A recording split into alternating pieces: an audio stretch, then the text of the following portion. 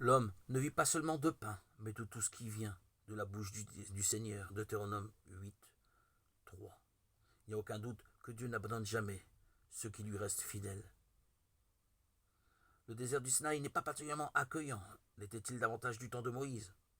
Rien n'est moins sûr, puisque le livre de l'Exode raconte les difficultés quotidiennes des tribus d'Israël qui fuyaient l'Égypte et devaient traverser ce désert inhospitalier pour rejoindre la fameuse terre promise, où coulerait le lait et le miel.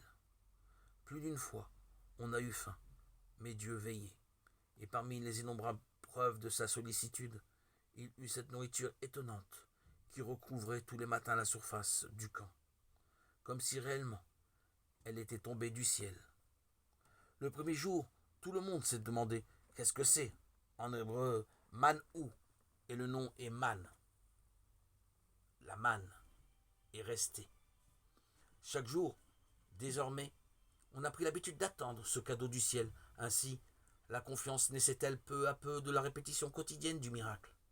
Mais aussi, la reconnaissance est tout aussi importante. La discipline du partage, puisque si cette nourriture étrange s'offrait à chacun en quantité suffisante, il était impossible de faire des provisions pour le lendemain.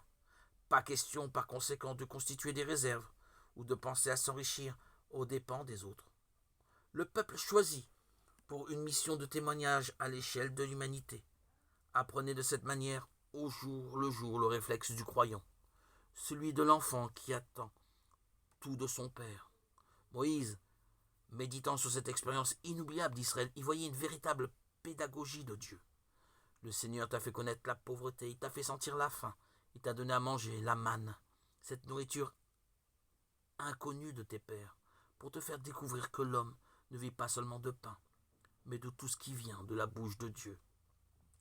Faudrait-il donc avoir faim pour se tourner vers Dieu?